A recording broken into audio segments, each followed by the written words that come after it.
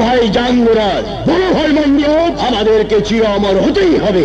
হ্যাঁ, কিন্তু সোনার কাঠি হাসিল করতে না পারলে আমরা চির অমর হতে পারবো না। তাহলে কিভাবে সোনার কাঠি হাসিল করতে পারি বলো? এসো আমার সঙ্গে, চলো। হ্যাঁ,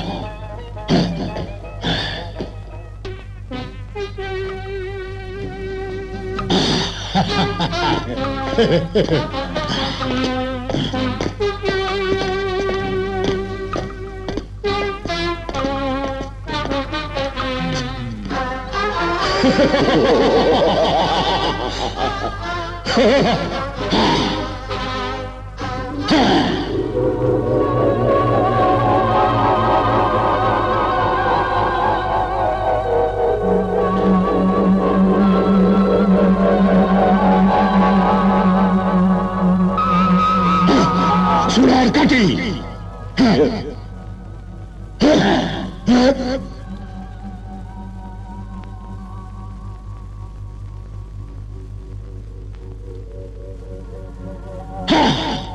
শোনো শোনো শোনো, সোনার কাঠি হাসিল করতে পারবে তিনজন। এক সাপুরে সর্দার শামু, আর সাপুরে রানী তানুকার দুই মেয়ে। সাপুরে রানী তানুকার দুই মেয়ে? হ্যাঁ, ওরা এখন শিশু। ওদের যখন 20 বছর পূর্ণ হবে তখন ওরা সোনার কাঠি হাসিল করতে পারবে। আর সোনার কাঠি রয়েছে নাগনাগিনীর কাছে। নাগরাজ, যেভাবে হোক তালুকার দুই সন্তানকে আমাদের আকাশ মনে এনে রাখতে হবে। আর ওদের যখন 20 বছর পূর্ণ হবে তখন ওদেরকে দিয়ে আমরা সোনার কাঠি হাসিল করব।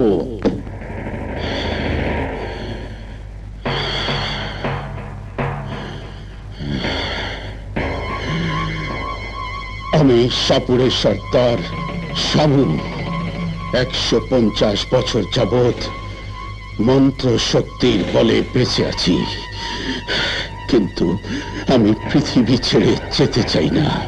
আমি বাঁচতে চাই, অনন্তকাল আমি বাঁচতে চাই, চির অমর হতে চাই।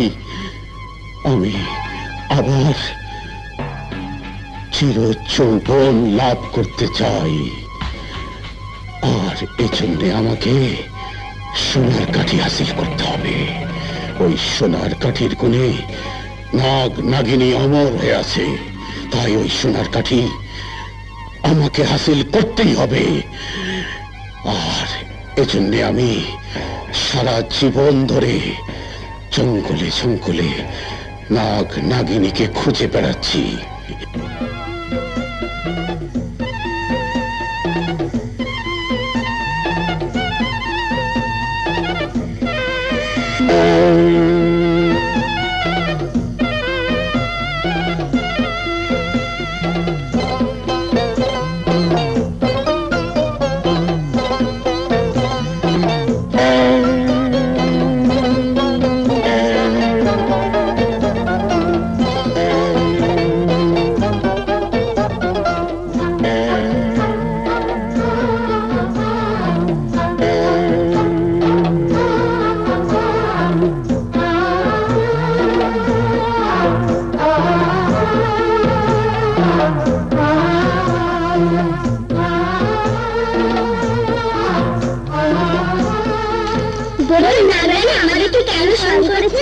আমার নাগরাজ কোথায়? উনি তো মহলের বাইরে গেছেন।